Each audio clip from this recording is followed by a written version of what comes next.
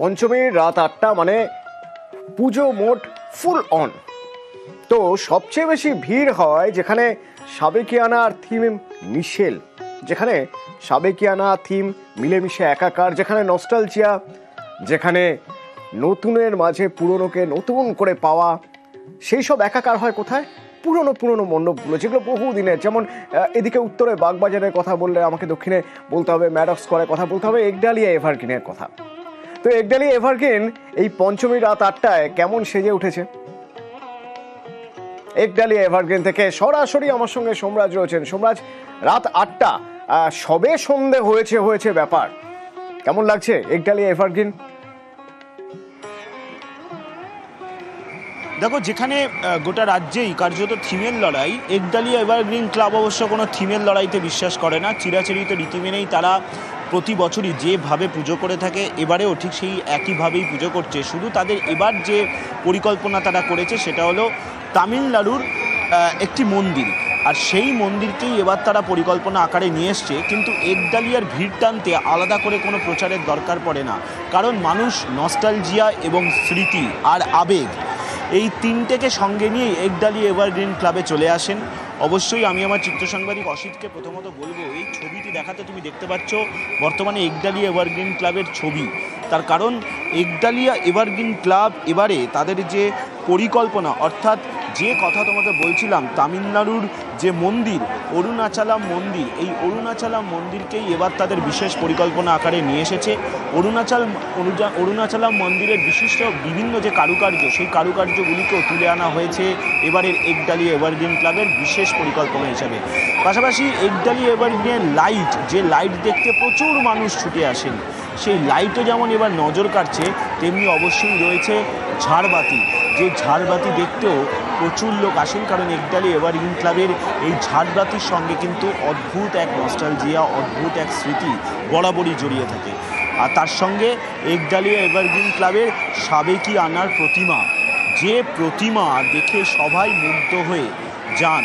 বরাবরই একডালিয়া এভারগ্রিন ক্লাবের এই সাবেকিয়ানা প্রতিমা, আর এই সাবেকিয়ানা প্রতিমা দেখতে সবাই ছুটে আসেন।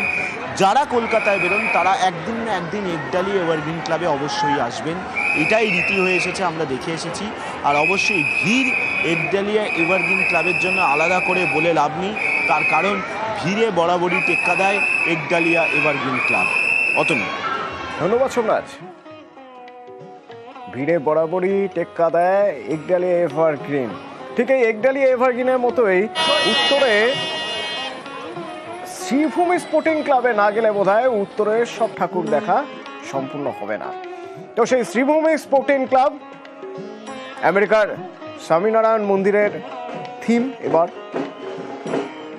আমার সঙ্গে ইরন রয়েছে। ইরন, ঠিক ঘন্টা 3 আগে কথা হচ্ছিল তোমার সঙ্গে, তখন বিকেলের নিবু নিবু আলো, সবে সন্ধে হবে করছে, এখন তো সন্ধে হয়ে গেছে, পঞ্চমীর সন্ধে, মানে একটা ব্যাপার। তো সেই ব্যাপার তুমি কেমন উপভোগ করছো? দেখো, শ্রীভূমির প্যান্ডেলের বাইরে থেকে তোমায় বিকেলবেলা ছবি দেখাচ্ছিলাম, কোণে দেখা আলোর কীরকম মায়াবী প্যান্ডেল লাগছিল। এবার প্যান্ডেলের ভেতরে, কারণ দেবীর বোধন প্রক্রিয়া শুরু হয়েছে, বোধন পুজো শুরু হয়েছে, তার ঘট প্রতিষ্ঠা করা হয়েছে, সেই ছবি দেখাবো। তার আগে একটু ছবি দেখাই। শ্রীভূমি যেন কোনো একটা যদি নদী হয়, মানুষের জনজোয়ার যেখানে হচ্ছে, মানুষ ক্রমশ আসছেন এবং ভিড় সামলাতে দুদিক থেকে বের করতে হচ্ছে বাহির পথে, কারণ ডিভাইড করতেই হচ্ছে, কারণ একদিকে প্রেশার সামলানো সম্ভব নয় এবং একজন মানুষ কমপক্ষে 5 থেকে 10 সেকেন্ডের বেশি ঠাকুর দর্শন করতে পারবেন না, এই কারণে, কারণ পেছনের মানুষের প্রচুর ভিড়। এটাই শ্রীভূমির নিদর্শন এবং এটাই শ্রীভূমিতে হয়ে থাকে। এবং পুলিশের তরফ থেকে সারাক্ষণ হাত নাড়িয়ে যেতে হচ্ছে, কিছু করার নেই। এই ভিড়ের মধ্যেও যারা আসছেন দেখতে, তাদের সঙ্গে একটু কথা বলে নেওয়ার চেষ্টা করবো এবং অবশ্যই যারা এই কোনো রকমে দেখতে পাচ্ছেন সেই ছবিটার দিকে আমরা যাব।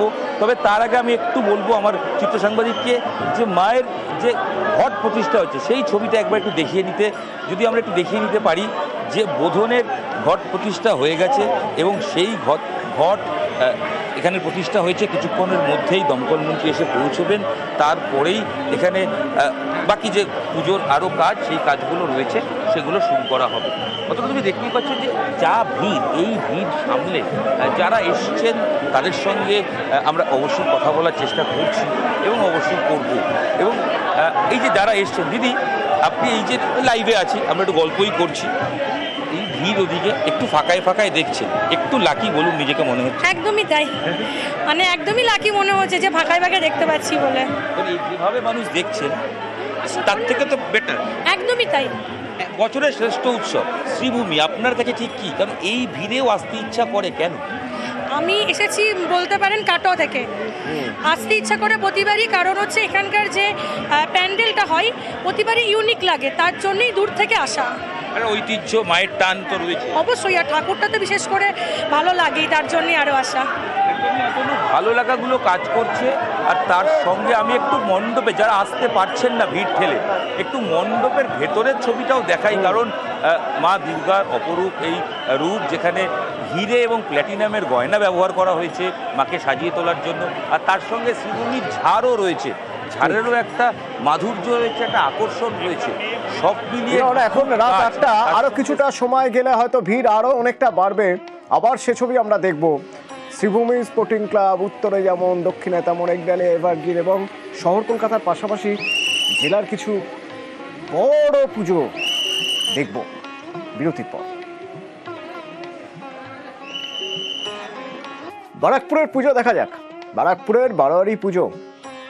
অরুণ রয়েছেন আমার সঙ্গে সরাসরি চন্দনপুকুর অধিবাসী বৃন্দ।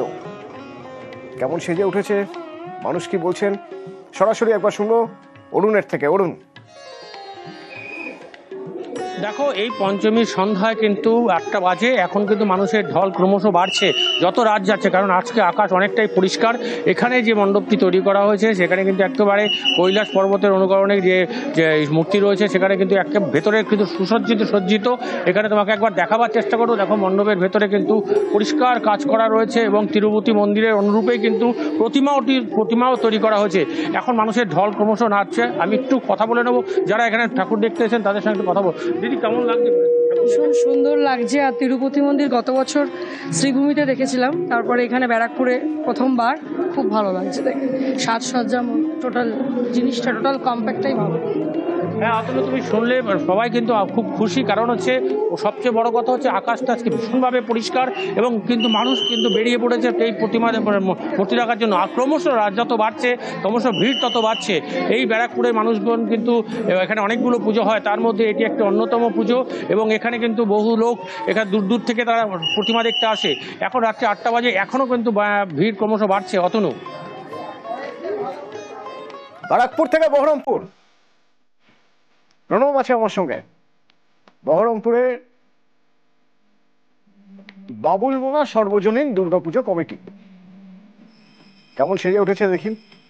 পঞ্চমী রাত 8টা, তোমার মাধ্যমে একবার দেখতে চাইবো প্রণব, কেমন সেজে উঠেছে।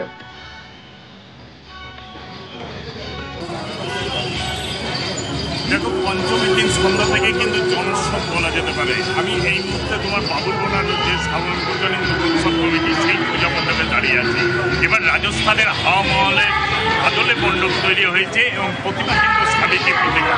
এবং সকালের দিকে তোমার একবার বৃষ্টি হলেও তারপর কিন্তু আকাশ পরিষ্কার ছিল এবং সন্ধ্যা থেকে কিন্তু প্রচণ্ড মানুষ কিন্তু ভিড় এবং প্রচুর মানুষ আসছে। যদি এক মিনিট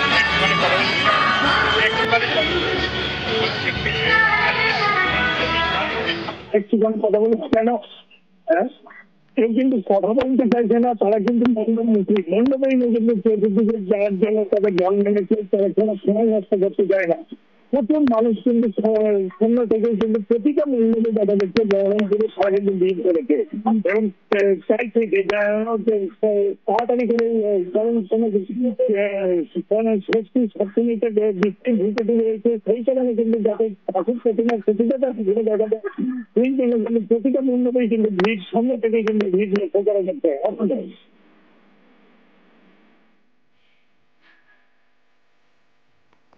বর্ধমানের ছবি এবার। শরদিন্দু আছে আমার সঙ্গে, লালটু স্মৃতি সংঘ। পঞ্চমী রাত 8টা, লালটু স্মৃতি সংঘ বর্ধমান কেমন সেজে উঠেছে। কত মানুষ এসেছেন, কোথা থেকে এসেছেন তারা সব দেখবো। শরদিন্দু রয়েছেন সরাসরি আমার সঙ্গে। শরদিন্দু,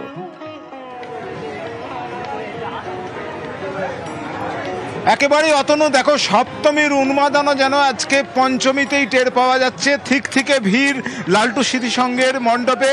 আমরা একটু কথা বলে নেব। কটা প্রতিমা দেখা হলো? তিনটে। হ্যাঁ। কেমন লাগছে? ভালো লাগছে। এই যে সপ্তমীতেই বেরিয়ে পড়া, কারণ কি? সপ্তমী না, আজকে পঞ্চমী। পঞ্চমীতেই? হ্যাঁ। হ্যাঁ, বেশি ভিড় হয়ে যাবে পরে, ওর জন্যই আজকে বেরিয়ে গেলাম। তাও আজকে প্রচুর ভিড় রয়েছে। আচ্ছা, বেশি ভিড় হয়ে যাবে সেই জন্যই বেরিয়ে পড়া। আজকে কি জন্য? একটা আবহাওয়ার তো একটা ভূকুটি আছেই বৃষ্টির। হ্যাঁ, না আজকে পঞ্চমীতে আমরা প্রতি বছরই বেরোই, এখানে তো খুব সুন্দর করে, সেই জন্যই ভিড়টা আস্তে আস্তে বেড়ে যাবে বলে আজকে বেরিয়ে পড়েছি, যাতে ভিড়ের থেকে রেহাই পাই সেই কারণে। তবুও দেখছি অনেক ভিড়। কোথা থেকে এসেছেন? বর্ধমান, রাজগঞ্জ, কুমাতলা মোড়। আচ্ছা, কেমন লাগছে? দারুণ সুন্দর, খুব সুন্দর মূর্তি। কটা প্রতিমা এখন পর্যন্ত দেখা হলো মণ্ডপ? 10টা দেখা হয়ে গেছে। দেখো পঞ্চমীতেই অনেকেই কিন্তু বেরিয়ে পড়েছেন এবং একেবারে পঞ্চমীতে দেখা যাচ্ছে বর্ধমানের মণ্ডপে মণ্ডপে একেবারে ঠিক থেকে ভিড়। কারণ একটা বৃষ্টির ভূকটি রয়েছে এবং সবাই চাইছেন যে একটু আগে যাতে মণ্ডপ প্রতিমা দর্শন করে নেওয়া যায়, কারণ অনেকের আরও অনেক কিছু প্রোগ্রাম রয়েছে, বাইরে যাবারও অনেকের প্রোগ্রাম রয়েছে। সব মিলিয়ে যত তাড়াতাড়ি সম্ভব, যে 1 বছরের যে অপেক্ষা, সেই অপেক্ষার অবসান হয়েছে। প্রতিমা চলে এসেছে মণ্ডপে এবং বাসিন্দারা, দর্শকরা তারা মণ্ডপমুখী হয়েছেন। তারা লালটু স্মৃতিসংঘের আমরা মণ্ডপে দেখতে পাচ্ছি দর্শনার্থীদের ভিড়, কারণ লালটু স্মৃতিসংঘের এবার 64তম বর্ষে তারা এবার 64তম বর্ষ লালটু স্মৃতিসংঘের। ধন্যবাদ শরদিন্দু। এবার একবার অনুপের সঙ্গে কথা বলবো। অনুপ, বালুরঘাটের এক বারোয়ারি পূজা মণ্ডপে সেখানে অপেক্ষা করছে আমাদের জন্য। অনুপ, তোমার মাধ্যমে একটু হিলির ছবি, হিলি বিপ্লবী সংঘের ছবি একটু দেখতে চাইবো।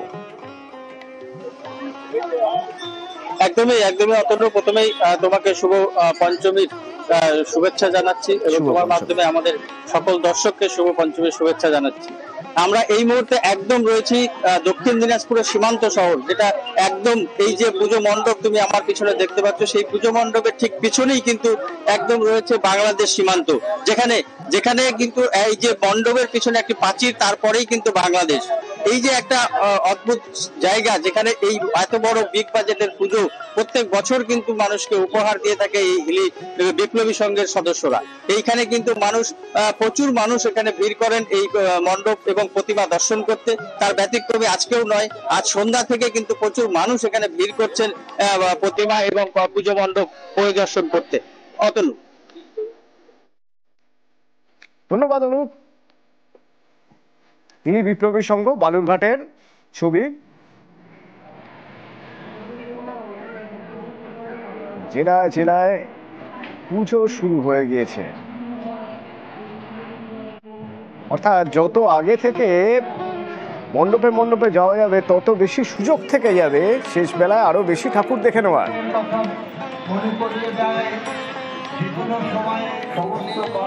আলোয় আলোয় সেজে উঠেছে রাস্তা, সব রাস্তাই মণ্ডপমুখী।